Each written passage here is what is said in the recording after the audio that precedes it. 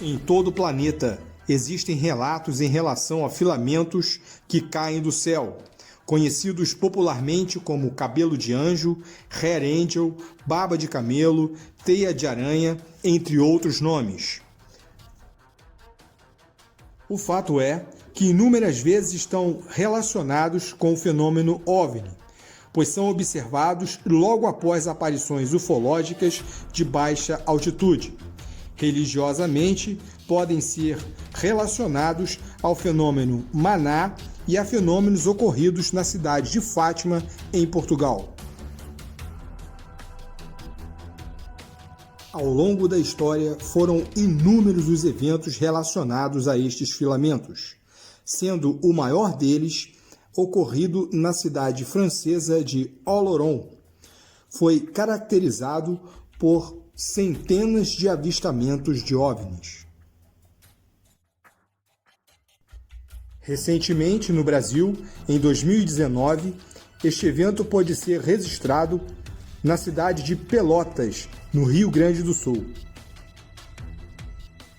E foi na cidade de Évora, em Portugal, que cientistas observaram um ser vivo que usava estes filamentos como casulo. Este ser vivo não possui referência em nossa biologia e ficou conhecido como a criatura de Évora. No dia 2 de novembro de 1959, estava eu com os meus camaradas pilotos na base de Sintra. Na placa estava um dia de sol maravilhoso, frio, muito frio, às 8 da manhã. Estávamos à espera de ir fazer os nossos voos. E a certa altura começam a cair uns filamentos do céu que pareciam teias de aranha. A gente achou aquilo um esquisito, não há aranhas no céu, pelo menos que eu saiba, não é?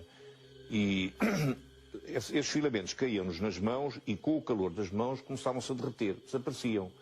A gente achou aquilo esquisito, comentou e tal, o que será isto, o que não será e tal, mas entretanto fomos fazer os nossos voos e nunca mais nos lembrámos disso. Mas enquanto em Sintra a queda de filamentos só durou alguns minutos, em Évora continuaram a cair durante quase 4 horas, cobrindo os telhados da escola e das casas de toda a cidade. Tal facto permitiu que alunos, professores e demais habitantes da cidade apanhassem aquela substância pegajosa, semelhante a novelos de finas teias de aranha. O professor Amaral também recolheu alguns desses filamentos, com os quais preparou algumas lamelas para os submeter a uma análise mais profunda.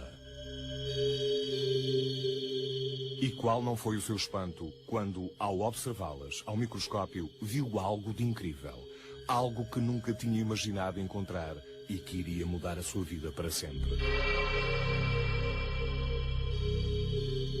Envolto naqueles filamentos estava um minúsculo e estranho ser. Tinha pouco mais de 4 milímetros de comprimento e era formado por um núcleo central de onde saíam 10 tentáculos, envolvidos por uma substância gelatinosa, transparente e ligeiramente amarelada.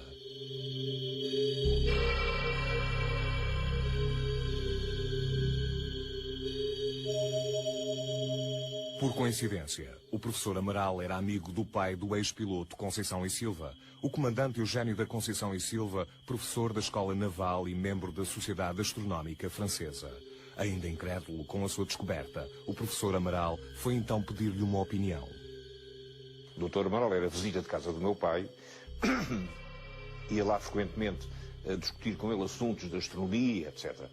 E lembro-me perfeitamente de, nessa ocasião, ter ido lá com as tais lamelas, terem feito a observação microscópica, de terem feito a análise espectroscópica, que não deu nada, que, digamos, como é que eu dizer, conhecido na Terra, tinha a risca de sódio, que é comum, mas não havia mais nada que pudesse identificar aquilo com qualquer coisa pertencente à nossa biologia. Aquilo tinha vida, parecia ter vida, porque quando se carregava na lamela, aquilo tinha movimentos, encolhia e fazia uma espécie de movimentos de reação à pressão. De facto, toda a gente achou aquilo muito esquisito, mas ninguém sabia o que aquilo era e a coisa ficou por ali.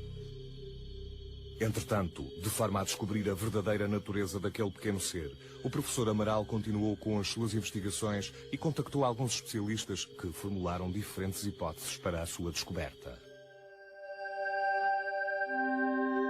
Os únicos animais que me parecem semelhantes a este ser são os do tipo dos celenterados. Confesso, contudo, Nada conhecer na biologia que me permita classificá-lo. Apenas posso afirmar que é um ser. Nada posso dizer sobre a sua natureza, pois desconheço qualquer coisa igual na biologia. Isto é um animal e, por consequência, fora da minha especialidade. No entanto, a maioria destes pareceres não foram assinados pelos responsáveis, que posteriormente não os quiseram assumir publicamente.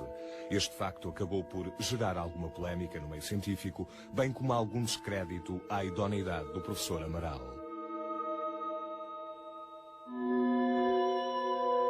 A insólita descoberta acabou por transformar a vida do professor num verdadeiro calvário.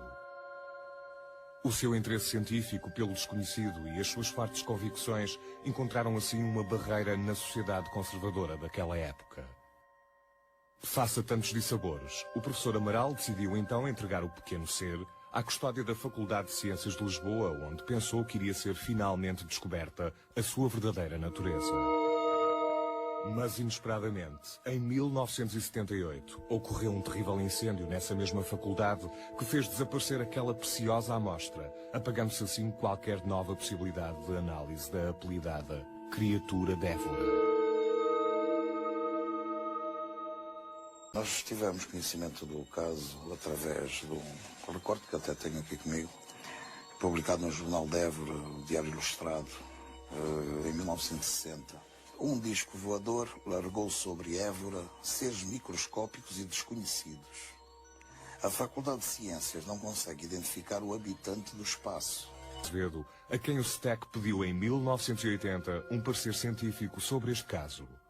Da análise que fiz às fotografias, eu verifiquei que essa estrutura, ou micro-organismo, como era chamado, o organismo desconhecido também, como foi citado, era constituído por um corpo com 10 braços, isto é, um corpo decarradial, semelhante a uma estrela do mar.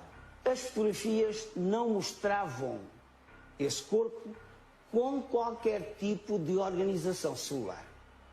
Não vi nenhuma estrutura que pudesse sugerir que se trataria de um organismo unicelular. A verdadeira natureza do estranho ser de Évora nunca foi descoberta. E como o próprio professor Amaral referiu no seu relatório, o problema ficará tão insolúvel como até aí. O mistério permanecerá tão denso e impenetrável como anteriormente.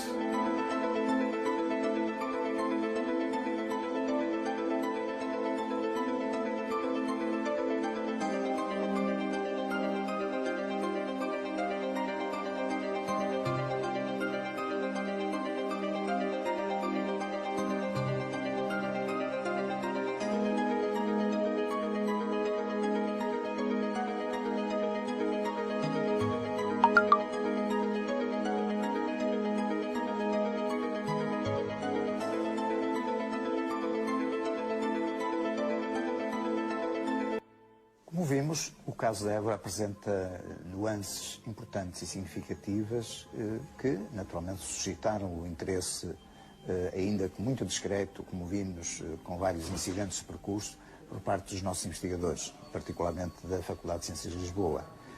Mas, de facto, o que podemos retirar deste caso é a sua analogia com outras quedas semelhantes do mesmo tipo de material, de filamentos esbranquiçados, que, por exemplo, ocorreu várias vezes em Fátima e que coloca, de facto, algumas interrogações fundamentais relativamente a este tipo de material.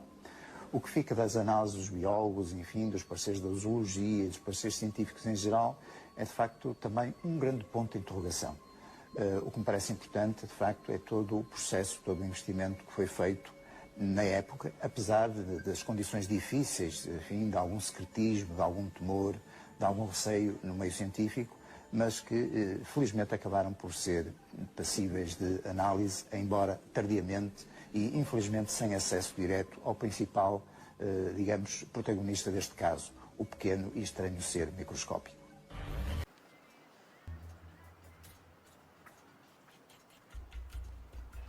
Tá caindo uns negócios do céu.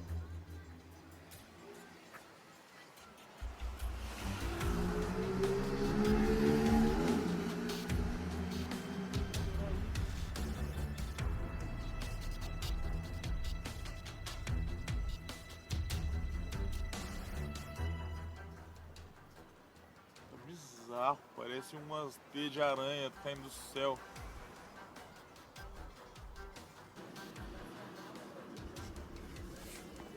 Ó, nos fios, grudado, pendurado.